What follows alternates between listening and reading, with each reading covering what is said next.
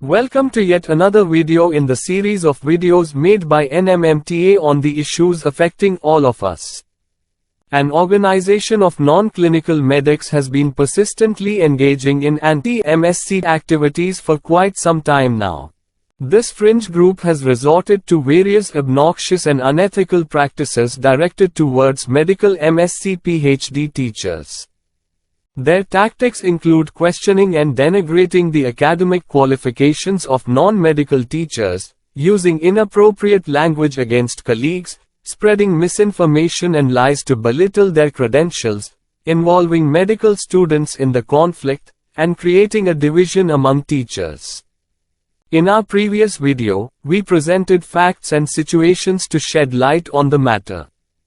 The link to that video can be found in the description below. However, it appears that some individuals are still unaware or misinformed. Hence, we have created this video as a reinforcement to the previous one, aiming to further clarify and emphasize the crucial points. Let us delve into the nature of medical education in the United States. According to the 2020 data from the Association of American Medical Colleges, the percentage of doctors teaching anatomy is only 10.7%. Similarly, in biochemistry, it's 8.8%, in physiology 11.1%, in pharmacology 10.7%, and in microbiology 10.8%. Despite these figures, as per the latest Quaccarelli-Simons World University Rankings, 31 American medical institutions rank in the global top 100. In contrast, India, with over 700 medical colleges, has none among the top 100. The highest-ranking Indian medical institution is All India Institute of Medical Sciences, positioned at 229.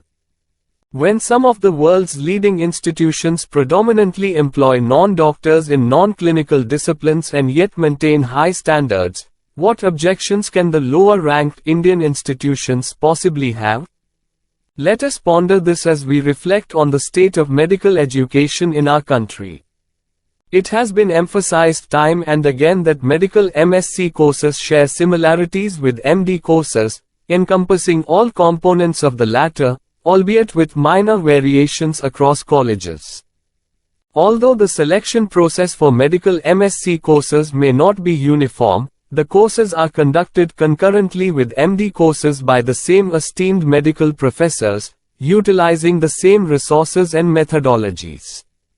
Ultimately, it is these very medical professors who assess and certify the students. The degrees are granted by the same medical university that confers degrees to MBBS and MD students. As a result, there should be no distinction in the quality of medical MSc and MD candidates from the same institution, as the parameters of education and evaluation are comparable. Hence, both degree holders are competent in all roles, except for clinical practice. A significant factor contributing to the criticism of MSc courses by non-clinical medicos arises from a fundamental lack of awareness about these programs. Regrettably, some institutions not affiliated with medical colleges also offer medical MSc courses. NMMTA does not endorse such courses and strongly advocates that medical MSc programs should exclusively be conducted within medical colleges. Before hiring a candidate, appointing agencies should verify and confirm that the medical MSc course was indeed conducted within a medical college. Another error often made by non-clinical medicos is comparing the MD course with the PhD program. This comparison is inherently futile as the two hold no basis for comparison. In fact, the MD and medical MSc courses present a more fitting comparison. It is disheartening that the NMC persists in requiring a PhD for the assistant professor position, while UGC has already clarified that a PhD is no longer obligatory for the appointment or promotion of assistant professors. A PhD does not necessarily provide additional skills or the knowledge essential for teaching undergraduate medical students. Furthermore, a misguided notion put forth by non-clinical medicos is that individuals with an MSc background should focus on research rather than teaching medical students.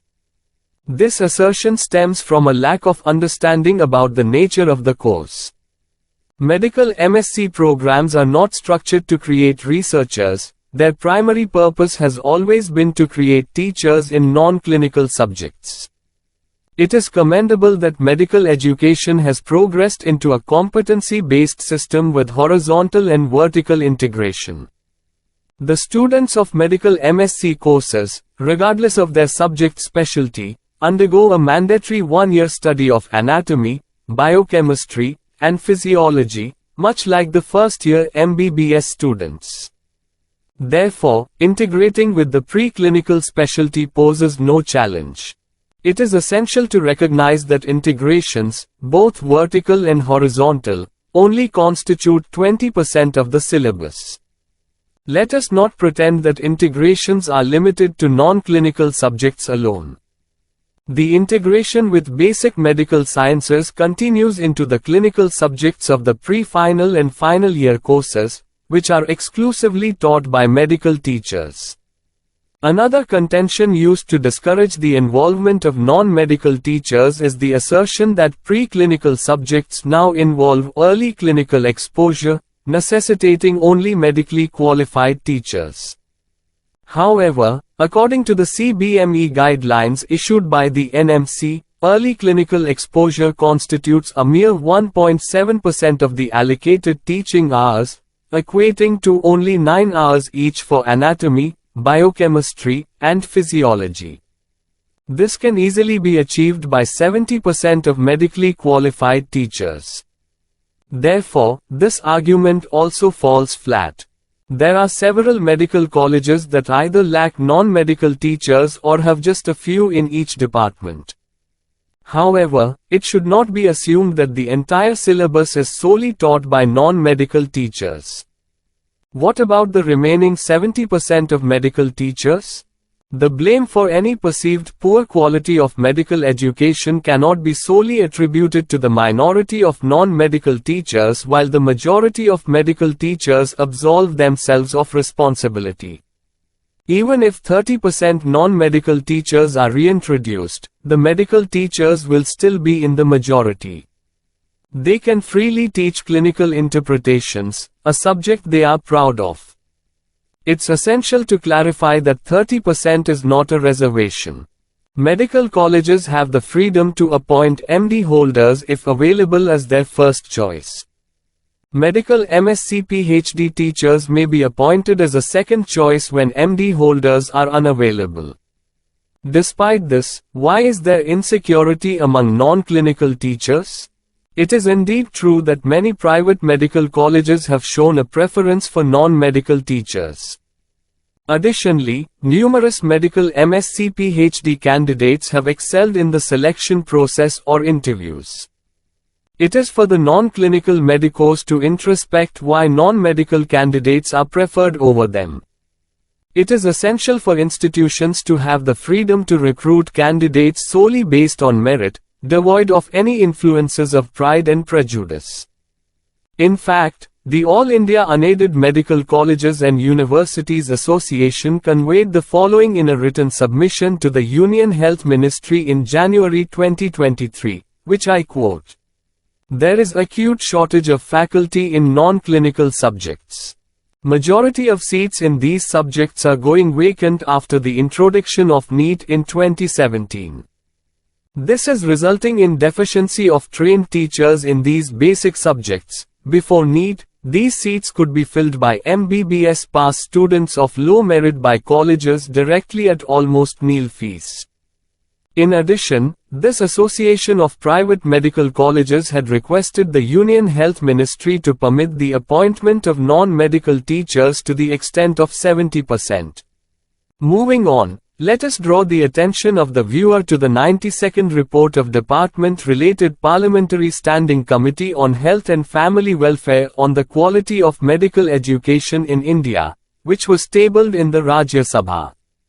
The report states, quality of medical education is at its lowest ebb. The current model of medical education is not producing the right type of health professionals that meet the basic health needs of the country because medical education and curricula are not integrated with the needs of our health system.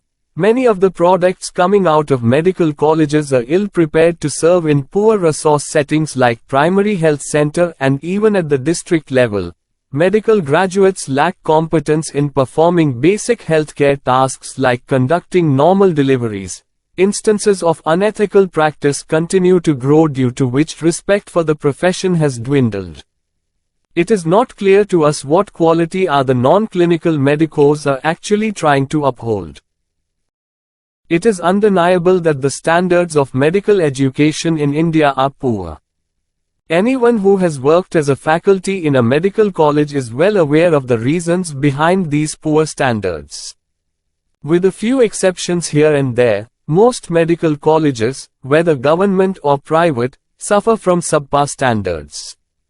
As long as regulatory bodies insist on rigidly defined parameters for recognition, institutions will only strive to meet the minimum requirements instead of aiming to excel or compete for higher rankings. There is currently no incentive among institutions to excel or compete among each other for higher rankings. Despite more than 3 years since the establishment of the National Medical Commission, there hasn't been a system for ranking medical colleges. Only now, the Quality Council of India has been tasked with assessing and ranking the medical colleges.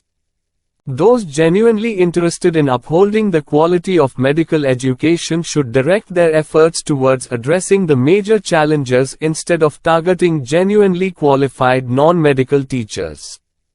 It is crucial to engage in introspection and self-correction within the system. Medical faculties often take their positions for granted, lacking pressure to improve performance.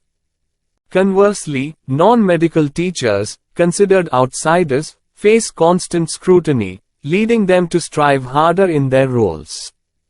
Nevertheless, it must be emphasized that both qualified groups comprise good, mediocre, and poor teachers. Possessing a specific qualification alone does not ensure effective teaching. Engaging in self-glorification and self-certification while disparaging others reflects poorly on one's character. Moreover, belittling others to elevate oneself is unbecoming and promotes an unhealthy environment in academia. It is evident that the ongoing propaganda by a section of non-clinical medics and their allies in similar organizations is purely driven by political motives, aiming to exclude non-medical teachers and establish a monopoly of dominance. This ideology reflects a racist-like attitude, placing themselves on a pedestal of superiority while viewing others as inferior. Their refusal to recognize non-doctors in similar roles with equal authority and remuneration reflects academic apartheid, a mentality that must be rejected. The constant denigration and belittlement of non-medical teachers based on assumptions and prejudice create an unhealthy atmosphere in medical colleges. The once harmonious relationship between medical and non-medical teachers is now disintegrating. Such behavior not only affects the morale of non-medical teachers but also hampers departmental productivity. In the current scenario, it is imperative for medical colleges to have the freedom to appoint teachers based on the previous MCI's TEQ guidelines. Both the NMC and medical colleges should treat medical and non-medical faculties equally, without any discrimination in terms of roles and responsibilities. Politically motivated activities against MSc PhD teachers must be discouraged. Both private and government institutions must communicate effectively with the NMC and the Health Ministry, highlighting the actual faculty shortages they face and the benefits of appointing non-medical teachers.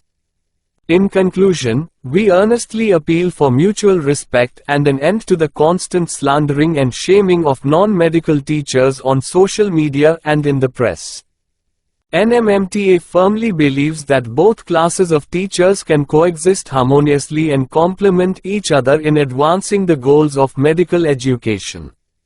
Rather than persecuting the minority of non-medical teachers, let us collectively address the glaring shortcomings that have been overlooked like an elephant in the room. By focusing on rectifying these issues, we can create a conducive environment that fosters collaboration, growth, and excellence in medical education for the benefit of all. Thank you for watching. This video is brought to you by NMMTA.